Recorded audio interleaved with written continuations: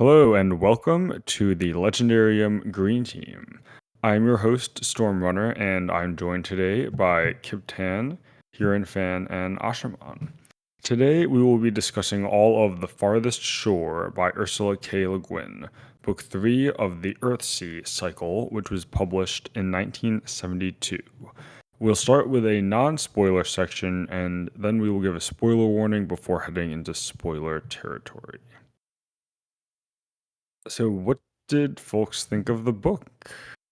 I like this book. This is one of my favorite books. Despite me this being my second read through of it, it's just something that I feel the need to just kind of sit with. The last time I had finished this, I'd never gone on to Tahanu, which is the fourth book in the series, because this just feels like kind of like a perfect capstone to what Le Guin was trying to do with Earthsea. And while I certainly intend to get to Tahanu at some point, it's just this is a perfect meditation, I think, on death and life and reality and fear and beauty and all of that. And I think it has a special place in fantasy for that. It's very spiritual and I think is capable of deeply moving people, so long as you're receptive to the style that it has, which is fairly unusual for fantasy. I thought it was a lot better than the DARE program that I had to go through as a kid.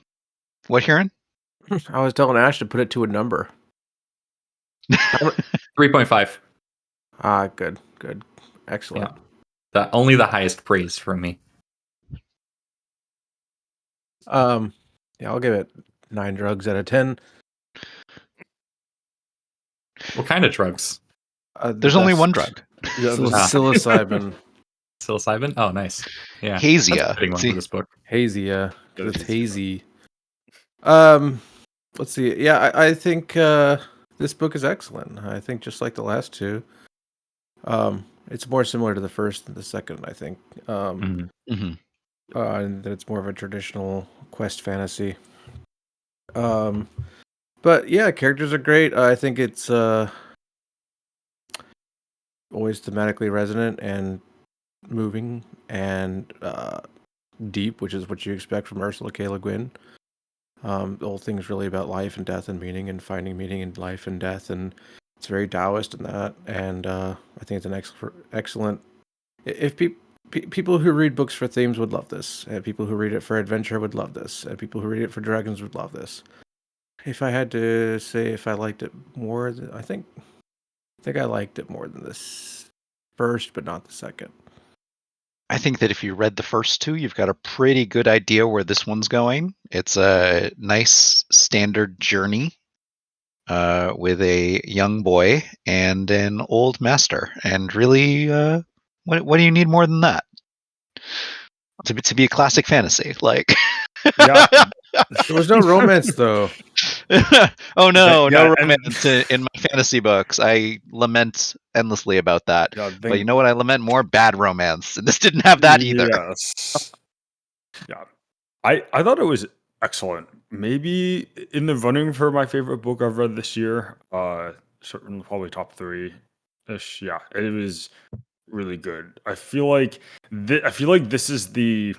At least for me, like I finally feel that the promise of Le Guin as a writer, like this was now fully fulfilled to me with this book. Because I've read her stuff before, and I've always liked it. And she's a classic and she's like is a master, but at a more intellectual level. But this is the book that kind of really everything clicked in terms of just the bare bones of the story, as well as what everyone has said so far about the themes, and I really liked how she used protagonists and brought back from previous books and how that was used. Also, one thing I like about Le Guin is that her side quests that her books take on are never in the final parts of the book. They're always in like the first quarter to third, maybe first half, and then we get on with the action. We then finally have like a clear path to where we're going, Yeah, and we might be able to predict it in advance. I certainly predicted large portions of this book, but when her endings come along, they're not hampered or impeded by endless fluff or string tying to try and make a cohesive end. They just end where the story would naturally end. And it's fine. well, also a lot of the side quests are resolved pretty much as soon as they're introduced. Yes, yes. We're in like the next chapter or two. And I love how it's thematic in this world. Like every island is kind of its own thing, and they don't really interact all that much. Yes, and that lets her. God, Yeah, the troubles of one island rarely impact another, which I like. yeah. Although there is a consistency with the at least the deeper issues that the islands are facing. Yes, yes. When something imperils all of Earthsea, all the islands are imperiled. I think that Earthsea might have the setting that is the most neatly tied into the themes of the story out of like any fantasy series ever read, maybe. Like it's these small islands on a vast, unknowable ocean. Absolutely perfect for what she's trying to go for, right? Yeah. I liked it when she got the Navi. I might argue if Realm of the Elderlings is more, but I haven't finished that series, so who knows? I haven't finished this one, so I'm interested to fully know each and judge them. I forgot to mention this, but listeners will understand. I'll just say the same thing I said with the last book. Her prose styling is the same as always, and it's fantastic. And again, if you like good writing, then you'll enjoy this. She makes me actually like the travel scenes, which is rare for me when I'm reading books. But like I enjoy imagining the characters on their boat doing their Wind Waker thing, and it's epic and gorgeous. And yeah, I'm very here for that. Like when so I've been reading Fellowship of the Ring alongside this to Lady Ash. And yeah, I think Le Guin does travel much better than Tolkien does. not that I It's hate certainly Tolkien. shorter. It's definitely shorter. Don't worry, Robert Jordan would soon come along to try and bust both of them. Try. It certainly takes longer, but Yeah. I deeply appreciate how Le Guin, like one of the first fantasy authors, really willing to dive deep into Eastern philosophies and sort of reinterpret them for Western audiences. I think this is the book that she does that the best. And that reminds me, you could really see Le Guin's influence on Philip Chase. Oh yes, author of the Wave End and the Idan trilogy. I do think that this is the book where her like central theme has been at the most at the forefront. Mm-hmm. No escaping it. pretty much from page like 1. It's certainly more obvious. Yep. Which I think is to good effect. I think that's why the book works, is because pretty much each island is tying, everywhere they go ties pretty directly back to that theme. Mm-hmm. Did you guys like the larger peek at the faculty of Roke? Oh yeah, it was neat. It's a fun. It's a really good description. Yeah. It's not a lot, but it's there. It's fun. It gives them a little bit of flavor, character. I continue to like the Master Doorkeeper. Everyone likes the Doorkeeper, right? Everyone likes the Doorkeeper. So that's the thing I like about her world building is she hints at a lot beneath the surface that we never see. But it makes the world feel a lot more lived in and real. I don't know. I think there's a lot more authors. I think they're coming back to that again, but I think there's a lot more authors should do that instead of just hinting at something and then going into it completely. and leaving no questions. For me, the world of Earthsea doesn't feel so much real as like surreal. It feels Yes. ephemeral in Mhm. a lot of ways, which I think does the story credit. It doesn't it doesn't feel like a strongly physical world. It feels much more idealistic in the philosophical sense of maybe the world is just something that exists in our minds rather than something that ties back to like atoms and matter and whatnot. So you're saying Link's Awakening was inspired by Earthsea? I haven't played that game, but sure.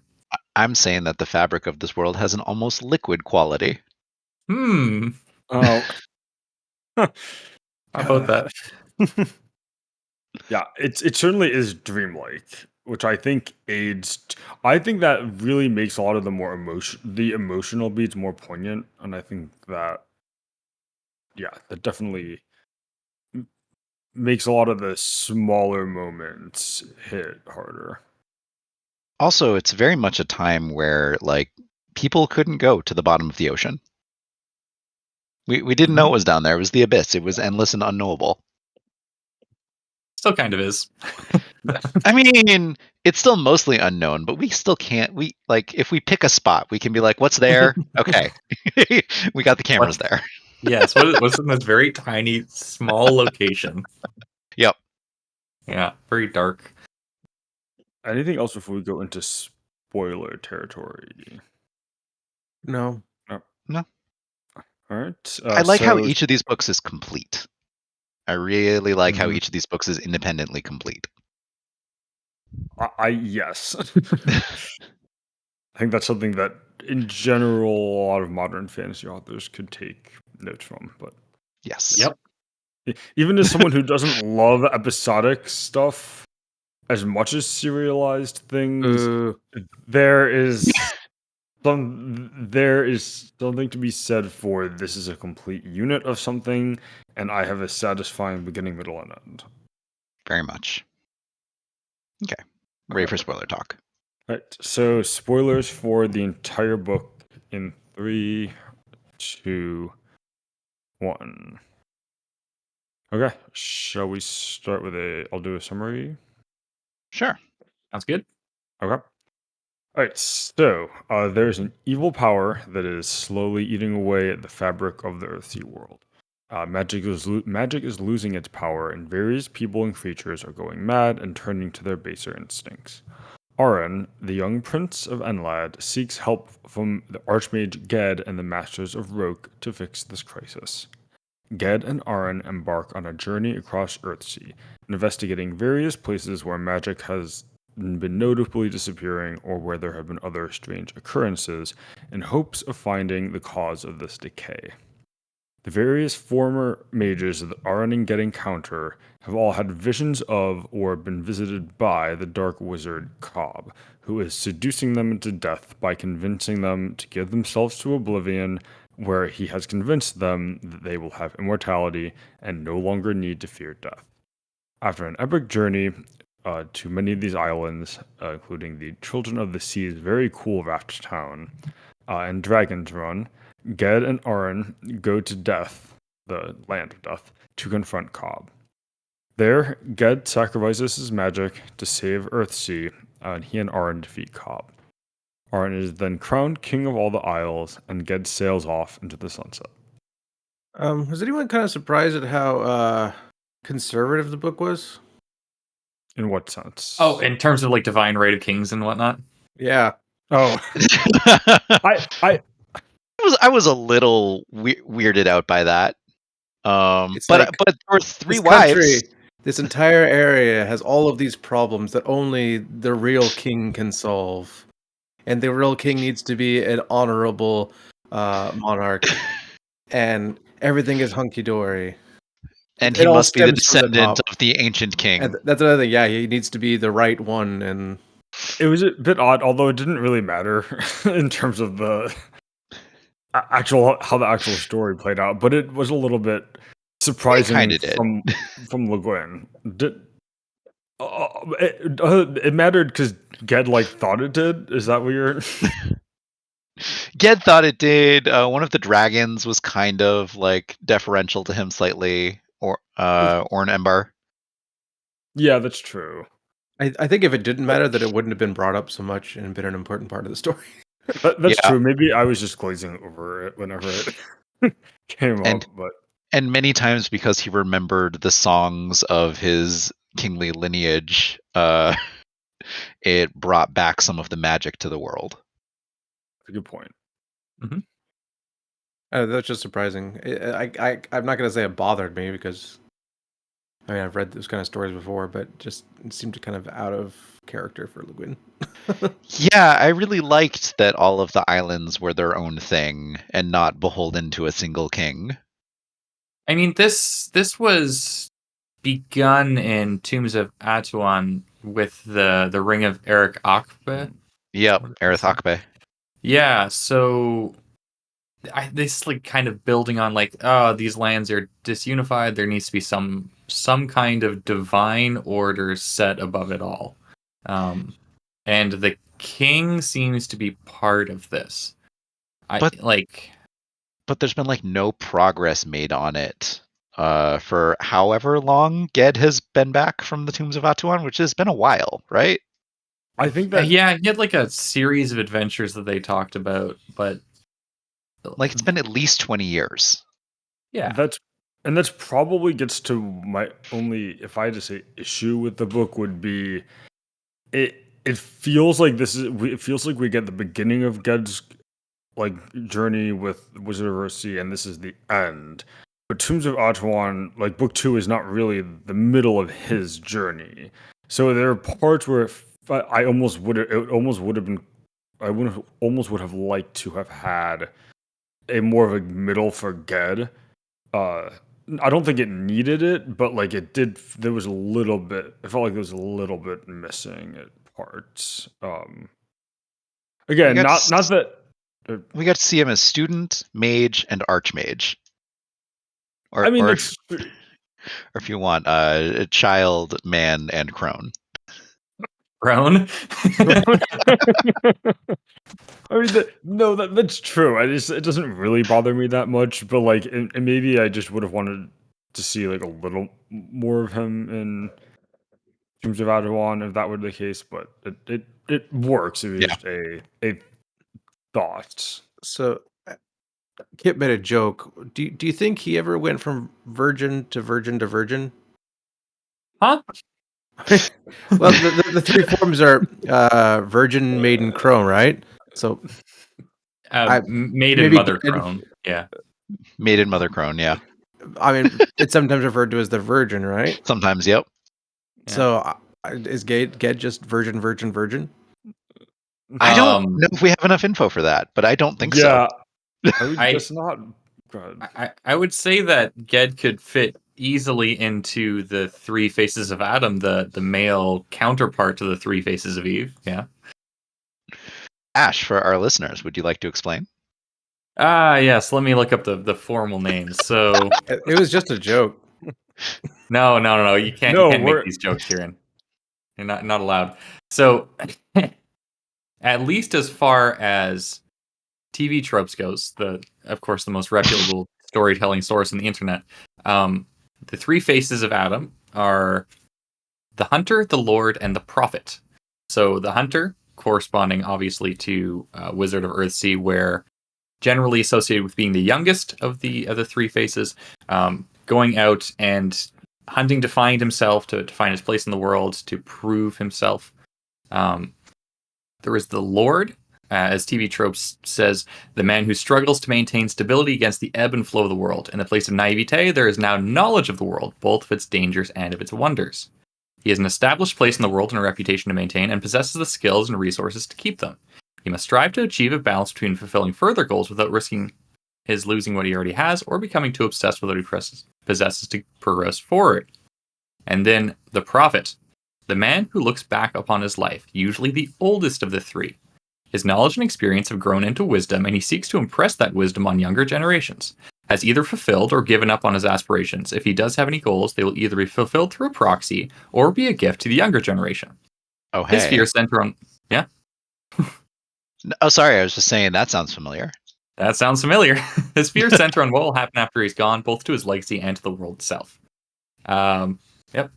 So the trilogy here fits kind of very neatly into those three archetypes. Okay. I doubt it. Le Guin probably didn't know anything about it. Yeah. She's famously aware of common structures. Sorry, famously unaware? I meant to make that a joke. She likes ignoring them a lot, which I'm a fan of. Or Oh, yeah. subverting them. But, yeah. Yes. I did like that, on staying on this theme a little bit, that it was, we don't have to go down this particular rabbit hole, but it's almost like a version of Luke Skywalker that people thought that we might be getting in the sequel trilogy. Or a version of, where we could just say a version of the Luke Skywalker character. I'm using Star Wars because that's probably very commonly would be very commonly known. But I had a lot of I enjoyed placing that into the story a little bit. Interesting. I really enjoy the contrast between Ged and Wizard of Earthsea and Ged here. You really get the sense that he has gained a deep wisdom from his activities, and also I appreciate his kind of wistful longing for the life of Ogion, and the implication at the end that he might have finally earned that for himself. He's finally atoned for his great mistake in Wizard of Earthsea, calling the Shadow and causing the death of that Nimmerly. contemporary archmage. Yeah.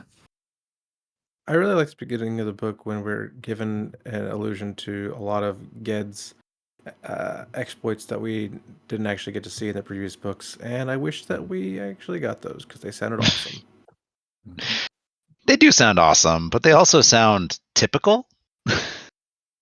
Yeah, but parts of the series are a little bit typical. Like for sure. Like, but This book ends with the rightful king coming back to his throne. No, we got a fun journey through death, which is the cool. mountains of pain. Yeah, those descriptions were so good. Yes. Did anyone else notice the various allusions to spiders? No. So. Did you notice the various allusions to the river Styx? Because that was obvious. Well, like spiders are mentioned several times in the story. Spider webs are used to describe the setting often, especially when in a creepy, eerie setting. And Cobb is the name of the bad guy, and Cobb is an old word for a spider. Oh. I did not like that because spiders are awesome, and you should be nice to spiders. But otherwise, it's a great use of language. Okay. I like the Silkworm Island, and how they don't discriminate against the bats, because humans can profit off of the moths, and so can bats. The bats? It makes sense to me. Yeah. I'm not gonna...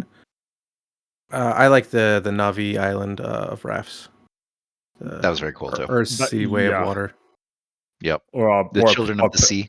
The Pacific Lodge town from Pokemon Gen 3 for a new one. Water World.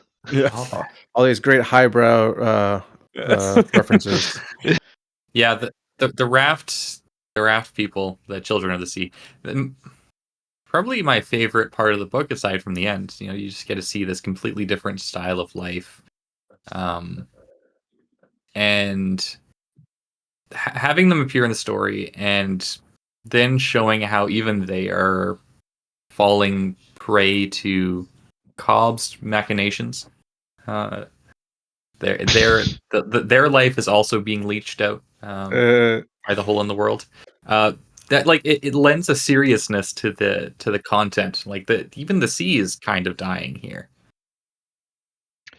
Do you think that Ged and Aaron brought the sickness with them to the Children of the Sea, or was it just purely coincidental that they happened to be there at the time when the chanter lost his voice?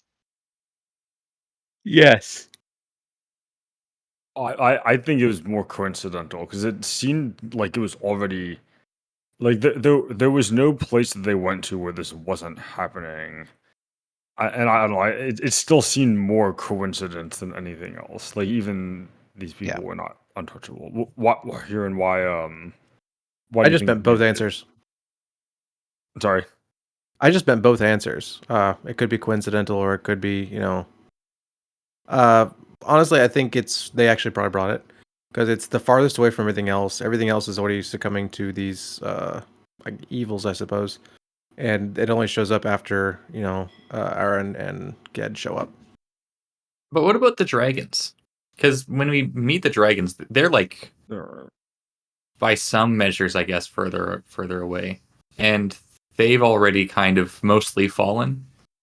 Yeah. They're not further away from what though? So The okay, center. Because they're very close to the actual door. this is true.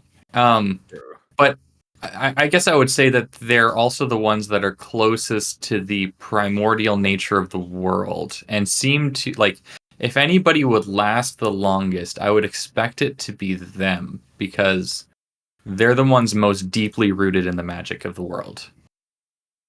Sounds familiar. I think That's they were what- like specifically targeted though by That's our why I man think Cobb. that Ged and I don't- Aaron brought it, because Mm. the further away from the center you get, it seems that the magic is spreading inward, right? Or the infection, or whatever you want to call it.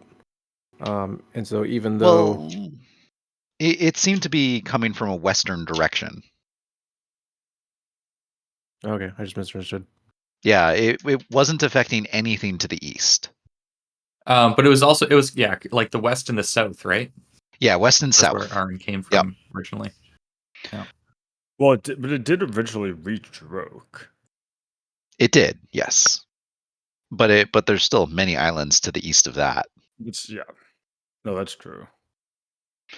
And the children of the sea are way out even further west. So by distance, I think they're actually not necessarily maybe that far. Fair. But by connection to the rest of humanity, I think they're perhaps one of the farthest groups out there. Their metaphysical connection is definitely the most tenuous. Yeah. But then they got two new visitors, and then all of a sudden, no more songs. So I think there was some degree of contamination of civilization on them. Probably all those disgusting but- pigs that the people in the islands live by and spreading sickness. Yeah. And did I mean, they not have any mages? I don't think so. In the raft, in the Children of the Sea. I don't think so. I don't think I mean, we saw any. although I would I would probably argue that they kind of the people that were singing were functionally mages as far as the world is concerned. That's interesting. Well, because they lose their song, so if the whole thing is that that magic is dying, then they're losing their form of it. But singers and craftsmen were generally losing their abilities as well. Like the deep wells of creativity and love for Any life were being maker. drained out of the world. That's true. Yeah. That it wasn't just mages. It was whole populations that got affected. It was just the learned people first. Yes, because they're the ones most sensitive to it. Yes. It seems. Yeah. They hear the voice inside their head. Yeah. People with desires. I like how Ged says at one point, like, he's the only one that has actually managed to hold on to his magic, his abilities, because he does it for nothing but the art itself. He's like, he doesn't have desires, right? Like, he's like a fully actualized being, essentially. Just living perfectly in concert with the universe, as the Archmage seems to be charged with, right? But I don't even know really what it would mean to lose the ability to do magic in a world like this.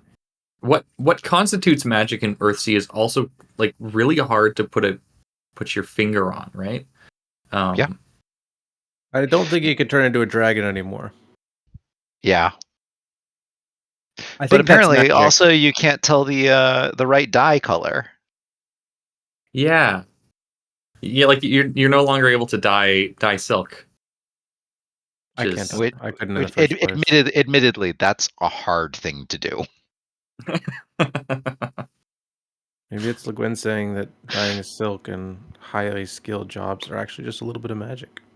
And magic seems to be fundamentally tied to life here, right? Yeah, that's a big.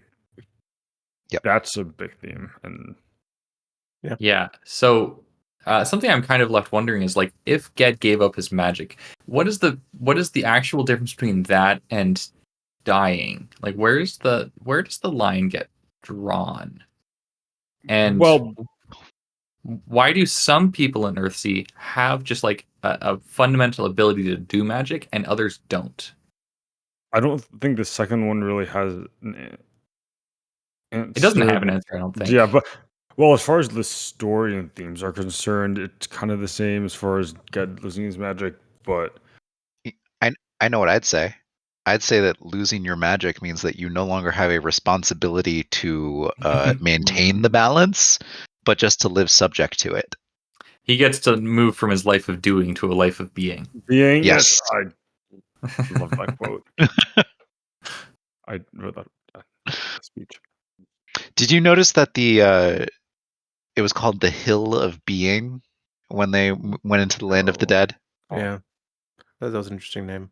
They go down the Hill of Being and descend further into darkness until at the bottom there's the dry river. Hmm. The description of the underworld was fantastic. It's constantly going down, no matter what direction you go.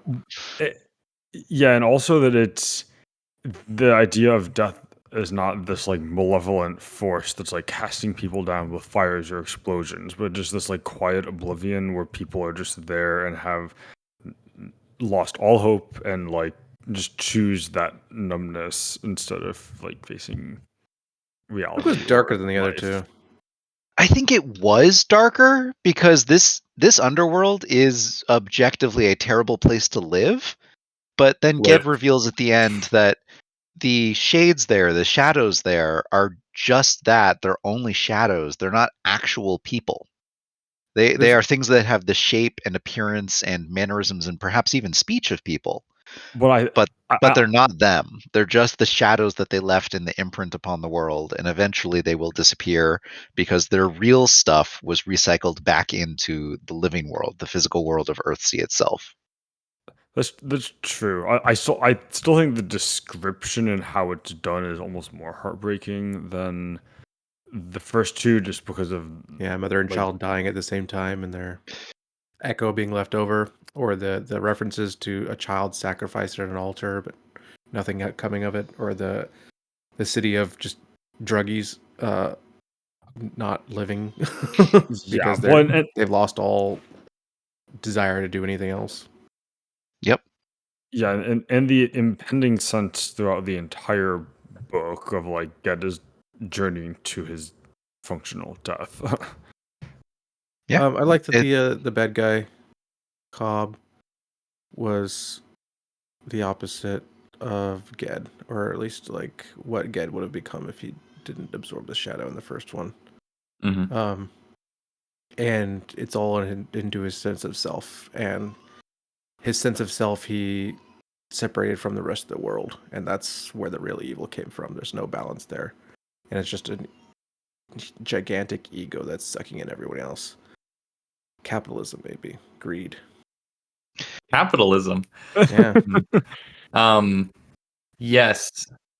I like how Le Guin makes the point, the very Taoist and Buddhist point that you don't exist separate from the things that surround you. So if he's giving these things up, he's really giving up himself, and he's left with like nothing, essentially, but his own fear and insecurity. Speaking of people being left with nothing, did anyone else think that like the middle of this book was going to be Aaron trapped on a slave ship? Because I was like, oh, he's gotten separated from his mentor and he's gotten enslaved, and now he's going to have to go through hardship. Maybe I've been reading too much Hobb, but I was like, oh, suffering builds character. I mean, Yes, clearly, you like have Wynn been thinks that reading too suffering much. builds character here, right? Because it like multiple times throughout the book, it's like, yes, he's stronger now. He's a lot better. Yeah, there's lots of suffering, and there's lots of self-doubt, and there's a lot of self-doubt, and a lot of bad things happen, and he gets upset, and yes, that's all in the book, but they don't dwell on it like Robin Hobb does, let's say. No, it's over in like a couple pages. Yeah, I was expecting it to last like at least a chapter or two, but then obviously it didn't. How do you feel about Ged's decision to not free the slaves or not punish the slavers? Or He freed the He slaves freed and he them, punished the but- slavers. he didn't punish the slavers. The one guy No, couldn't. he let the couldn't slaves talk do it. until He let the enslaved people do it. I mean, I like my one quote from this is actually deals with his explanation to Aaron about it. Do you see, Aaron, how an act is not, as young men think, like a rock that one picks up and throws, and it hits or misses, and that's the end of it. When that rock is lifted, the earth is lighter, the hand that bears it heavier. When it is thrown, the circuits of the stars respond, and where it strikes or falls, the universe is changed. On every act, the balance of the whole depends. The winds and seas, the powers of water and earth and light, all that these do, and all that the beasts and green things do is well done and rightly done. All these act within the equilibrium. From the hurricane and the great whale sounding to the fall of a dry leaf and the gnat's flight, all they do is done within the balance of the whole. But we, in so far as we have power over the world and over one another, we must learn to do what the leaf and the whale and the wind do of their own nature. We must learn to keep the balance. Having intelligence, we must not act in ignorance. Having choice, we must not act without responsibility. Who am I, though I have the power to do it, to punish and reward, playing with men's destinies? Yeah, I love how Ged says, I don't punish before punishing. He Or didn't after. punish. The only thing he did was free the slave, let them do what they wanted, and he made one guy mute until he had something good to say, which is a good punishment. He has something but- worthy to say, yeah. something worthy to say. And then he goes on with this, but like literally, he's mentoring the king who has to give out punishment later in after the book's finished, right? Yeah, I mean, Yeah. I would say that he... Which to me says by virtue of having power to punish, then like you need to have the responsibility to punish. I would say that Ged accepts that it's not his place, but it's perhaps Aaron's Everyone's place? to do it. Well, I don't know. Like for a deeper discussion of this topic, we need to like discuss the Lathe of Heaven, right? No, we don't. That's Not like, today. That's what that book is about. But from like the Taoist perspective, like, yeah, when you act in a way to change the world, that's a dangerous thing to be doing. And so he wants to really minimize the changing of the world that he does, because he doesn't like the magic in Earthsea. Like if you change, the power to change things, if you don't have a deep understanding of what you're doing, you're going to cause horrible things to happen, like happens in Wizard of Earthsea, right? So the strength to not do something is something that Ged has to learn. That goes to the speech about being a life of being and not a life of doing. Yeah. Yeah, and because Ged in Wizard of Earthsea was very much living a life of doing. Mm-hmm. Were you surprised to see Ged urge haste as one of his guiding principles at the end? When something must be done, you must first think of haste.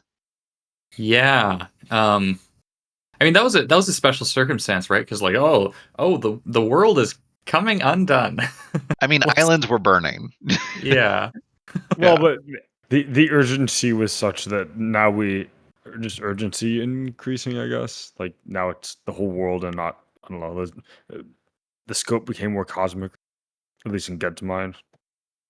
So I know this is off topic, but does anyone get Avatar vibes from this? No. Okay. I see what you're saying, but Yeah, Oh, wait, I there's neutral Jing, right? There's Yeah, doing sure. nothing. The Last Airbender. Yeah. I wasn't talking about the Way of Water, although that was also true. Yeah, You were earlier. talking about that before. we don't need yeah. to talk about the James Cameron movies. Yeah, They're too good, and we talk about them too long. Last Airbender also obviously inspired by Eastern philosophy, right? So yeah.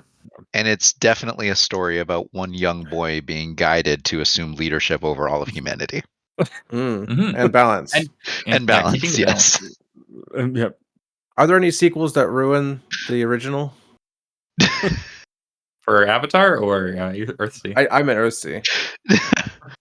I get it. Okay, so the Ghibli adaptation is The Legend of Korra to the I mean, Last yeah. Airbender. all right. No, I'm not going to bite on that, but Somebody's gonna cut it out in editing. oh no, it's staying in. Controversy breeds discussion. Yes. I challenge our listeners to guess when I've been joking and when I've been earnest in this discussion. Might not be Always as easy been- as you think. I challenge our listeners to find the series whose central theme is undone the most by the end of the series. Oh. Wait, is that a jab at something?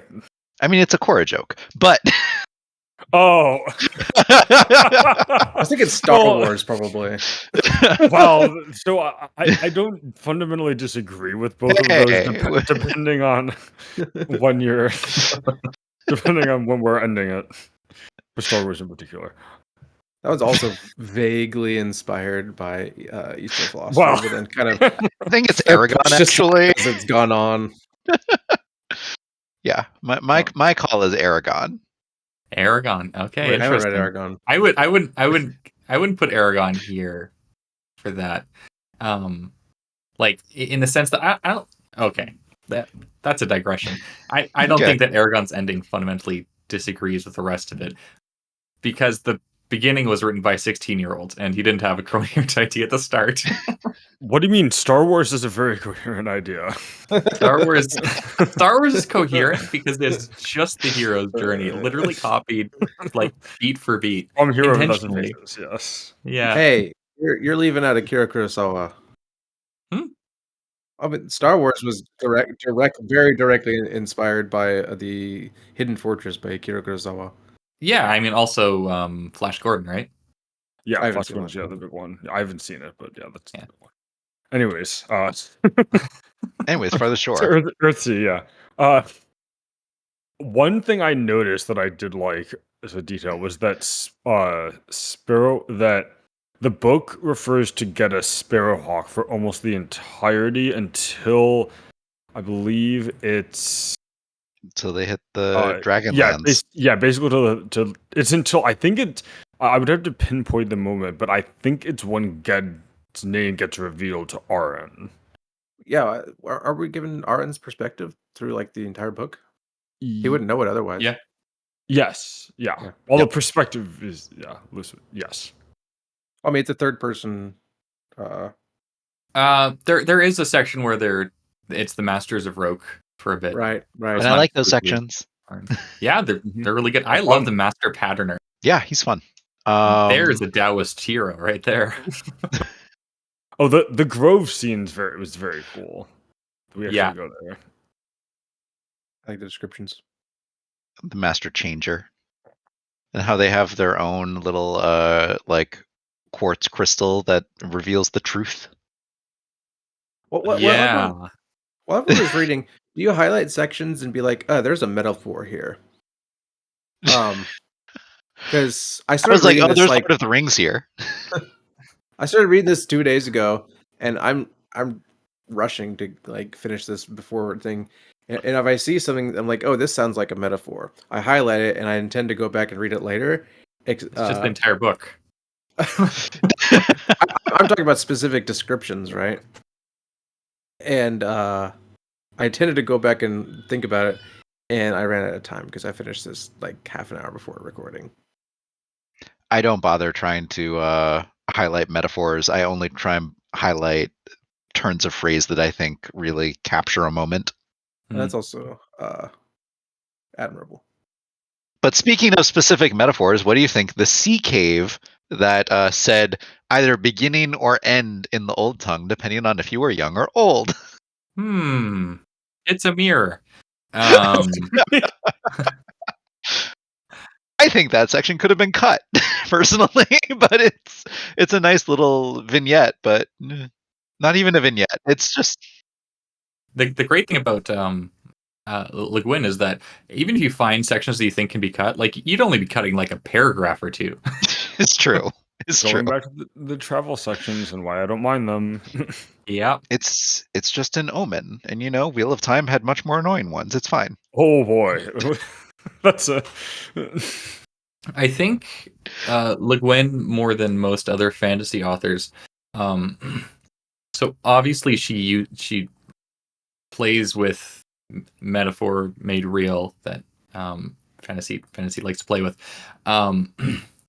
I think that almost all the value that you can get out of this for Le Guin is just to like kind of soak it in and try not to break it down in an analytical sense, which is definitely my inclination for reading things a lot of the time.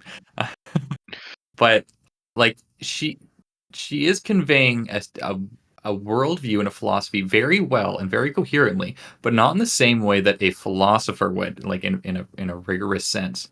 It's using the power of storytelling to communicate through your very very feelings centric view of the world, right? Which is something I really appreciate. I think it's a rare art among authors these days, especially fantasy authors. I will also say that she is an author who appreciates thick fog, and I appreciate that. Mm-hmm. It is much more prevalent in her books than it is in my real life, and I wish I could change that. Move to England, right? Even England doesn't have the kind of fog that she's talking about, which That's is true. like you can't see more than 10 feet away from your face. Sometimes those fogs come to Ottawa. I do not get them nearly enough. Yeah. I want to live in a cloud sometimes. And apparently Gaunt does all the time. Where I live, we're basically under a constant fog advisory, and then the fog actually never comes. I don't get it. I'm not kidding. It's frustrating. I like fog too. I wake up in the morning. Where's the fog? It's a cool aesthetic. Yeah. I do agree with the feelings part about Le Guin. She had me at least tearing up. Less than 3 pages in, and then several various points throughout the book. And yeah, it's more, and it is more of a testament to her skill as a writer, because it's less about like specific things that are happening and more about how like the phrasing she's using, how she's painted the picture of a scene, like maybe like a really specific interaction between characters that's kind of symbolizes something like bigger in terms of like the course of someone's life. And that's like that's a pretty not unique, but that's something she in particular does well. Mm-hmm. How did you like her writing of the delusions of madmen? Good. Fine. Ash, that was quite the smile there. Yeah. I mean, shout out to how she writes the general feelings of malaise in the world. Like, it very much feels like Cobb has granted the world a serious case of clinical depression. The madmen, they're the perfect blend of hard to understand and you can understand what they're coming from, and like how their fear of death has warped their perception of reality and has caused them to become undone and to lose themselves in a way that Ged never does, because Ged has embraced all that he is, and that includes the fact that he's going to die. Okay. I was talking more about their like repeated words and phrases and just the way that she wrote their dialogue. Yeah, it's good. Okay. I like your themes though. No, I think no, I think it's effective. In particular, in the Hort Town, when they're that former mage, and then the Silk Island. Those two in particular stand out as being pretty effective. What and the silk spinner mage person when they're on the boat, like that was a I don't know. It was an effective interpretation of that, I thought. Yeah, I liked how Aaron was unable to really decipher anything meaningful in their speech, and Ged was like, we must listen, and we may not believe them, but there is still information to be had here. Detective Ged. Yep, Detective Ged. And then eventually, our little young prince learned that, and maybe in the future he will listen better.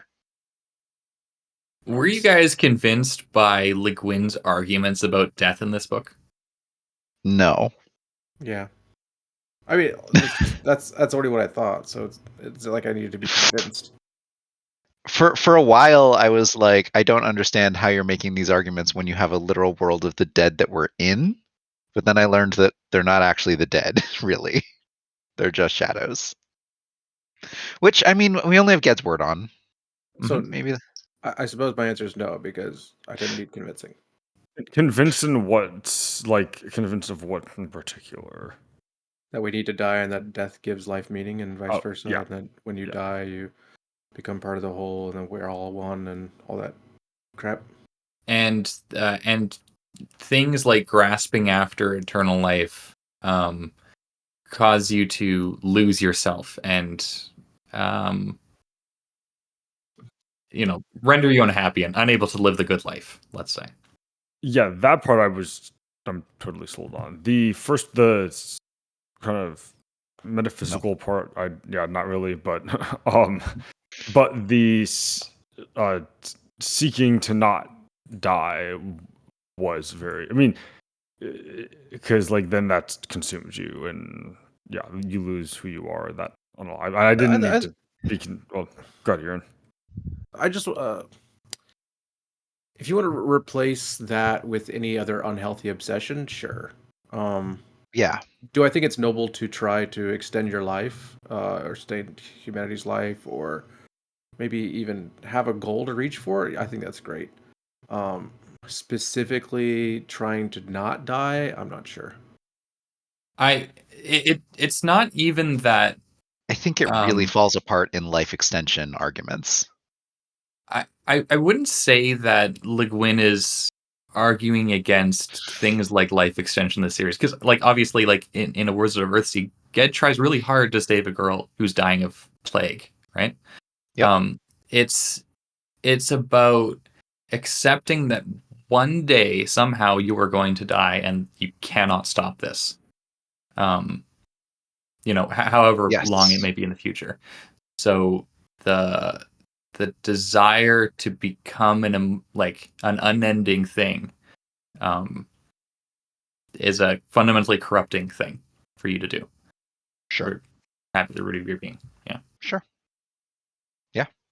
I'm on that. But she made a lot of arguments, and the crazy people in her book, which I do not take for her arguments, made a lot of arguments about the wizards not extending life 1 hour.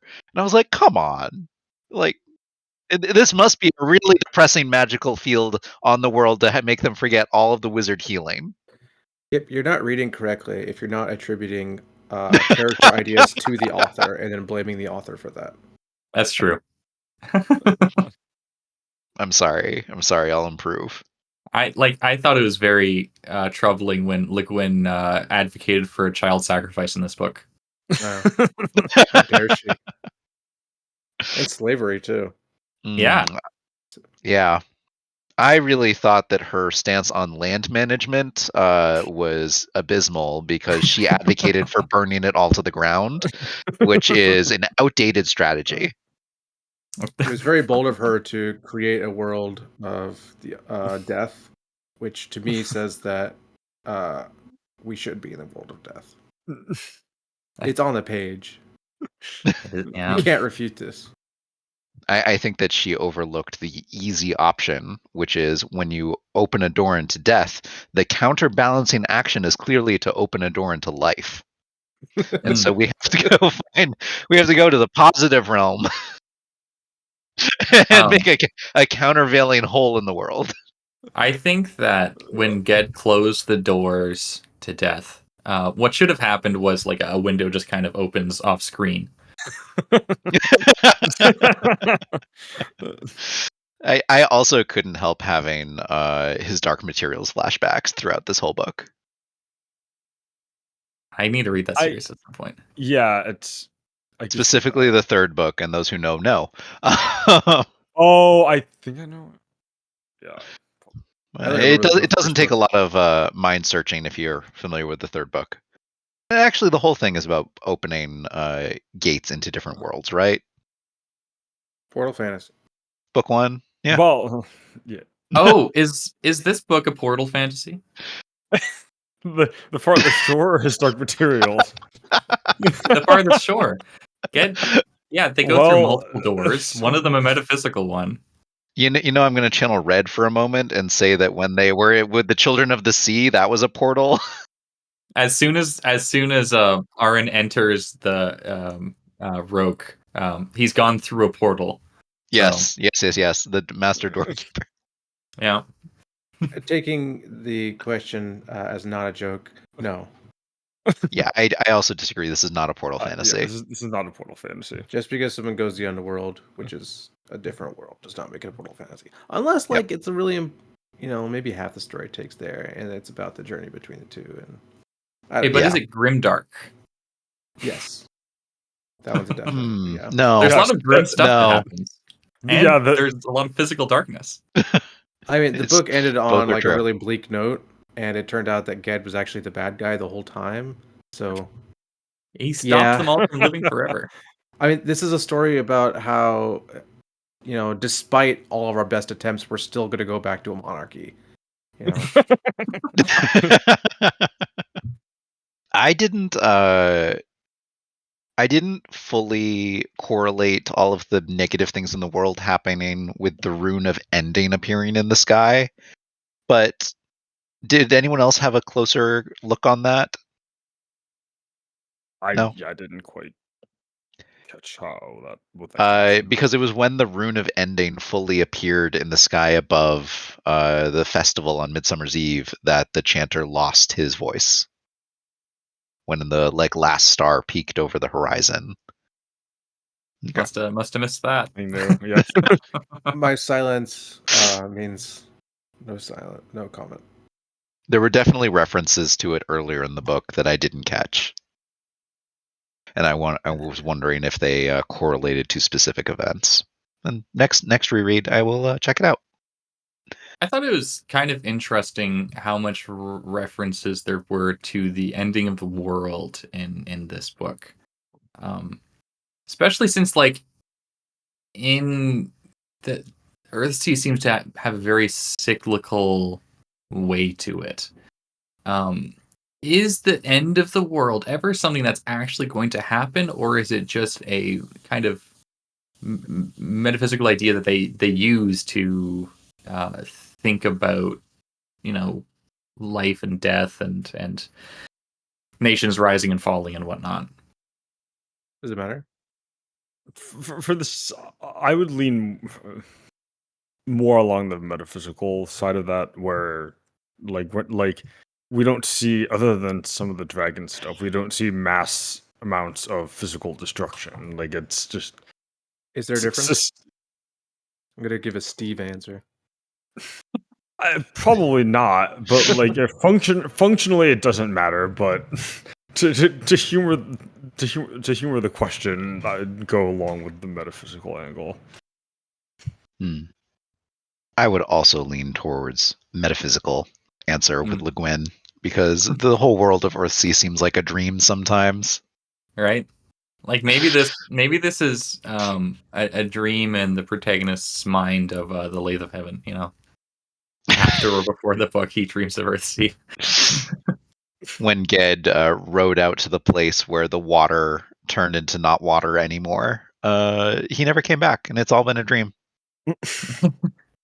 And you can like, this is a world where you can seemingly sail to the edge of reality. Like, Yeah. Though in which direction remains to be seen. Yeah. Is Earthsea even a sphere? It doesn't quite seem like it. I think it's, as far as we can tell, it's unbounded on one side, maybe, but bounded on the other. I don't understand it.